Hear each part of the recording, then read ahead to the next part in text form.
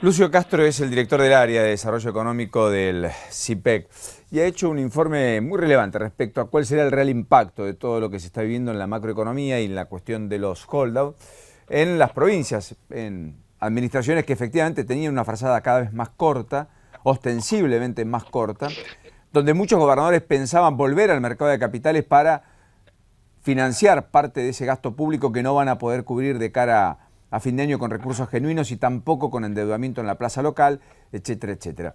Lucio, el gusto de saludarlo. ¿Cómo le va? ¿Qué dice? Buen día. ¿Qué tal? ¿Cómo le va? Bien, gracias. Bueno, en principio, ¿qué es lo que entiende que va a significar el mayor impacto para las provincias, todo lo que está ocurriendo con la relación del gobierno nacional y los holdouts?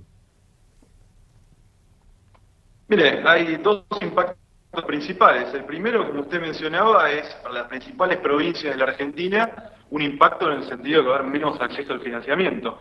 La provincia de Buenos Aires, Santa Fe, Córdoba, todas tenían planificadas emisiones de deuda para esta segunda parte del año. El caso de la provincia de Buenos Aires, 500 millones de dólares, y este escenario de prácticamente default parcial, no parcial que tiene la Argentina, prácticamente quita cualquier posibilidad de acceso al financiamiento. Y esto se da en un contexto muy complejo, en la cual el gasto público está a niveles muy elevados en gran parte de las provincias. Este gasto público es muy rígido a la baja, gran parte del gasto es básicamente vinculado al gasto público de empleados, jubilaciones, en el caso de las provincias que tienen a su cargo el sistema previsional, y por otro lado, ingresos a la baja, ingresos tributarios vinculados sobre todo con la caída de la actividad económica. Y esto se produce justamente en un contexto de aumento posiblemente de la inflación y probablemente del tipo de cambio. Y esto también va a impactar, por otro lado, en las provincias que tienen gran proporción de su deuda en moneda extranjera. En muchas de las provincias, gran parte de la deuda está en dólares y entonces cualquier movimiento del tipo de cambio aumenta el pago de la deuda que ellos tienen. Bueno, de hecho, en promedio la deuda nominada en moneda extranjera en el 2008 estaba en torno al 27% y hoy está por arriba del 33%. Es decir, ha habido un crecimiento allí, era poco más de un cuarto y es más de un tercio, digamos, ¿no?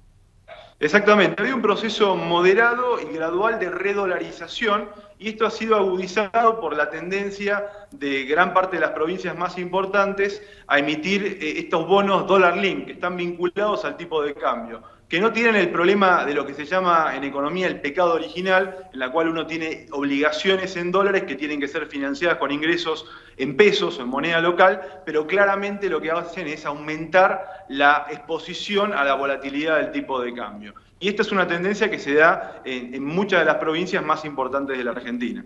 Sí, además de las tasas de financiamiento, ¿no? Que en todos los casos son tasas muy altas. Es otro de los riesgos. Ah. Ese es otro de los riesgos. Claramente, este escenario, probablemente si hay una suba de tasas de interés para poder contrapesar los efectos inflacionarios de un mayor deslizamiento del tipo de cambio, como ocurrió a principios de este año, eso va a impactar en la deuda que tiene tasas variables y claramente eso va a complejizar aún más la situación fiscal de las provincias. Hay algunas provincias que estaban a punto de no poder pagar sus obligaciones. ¿Cree que puede ser este escenario el propicio para que alguien o alguna jurisdicción determine el no pago de su deuda en los próximos 6 meses?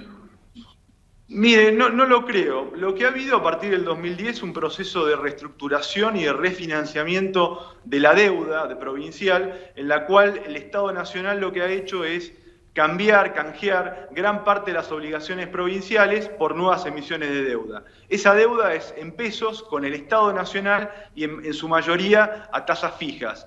Lo que sí ha ocurrido, y eso es bastante significativo, es que este proceso de reestructuración se da en un marco, digamos, discrecional.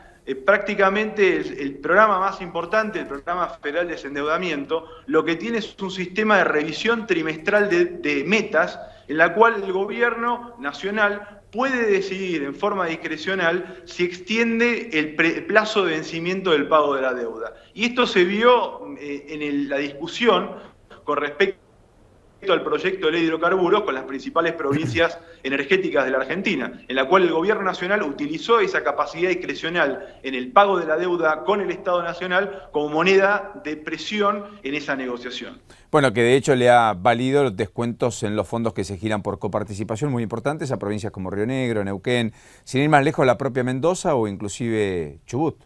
justamente 4 de las Exactamente. provincias que más se han opuesto a la nueva ley de hidrocarburos. Exactamente, exactamente. Aquí ha habido, como les decía, un proceso de desendeudamiento de las provincias y eso lo que ha reducido es un poco los niveles de exposición de la deuda. Pero la situación fiscal de las provincias es claramente en franco deterioro y los 3 caminos que tienen por enfrente, los 3 están llenos de espinas.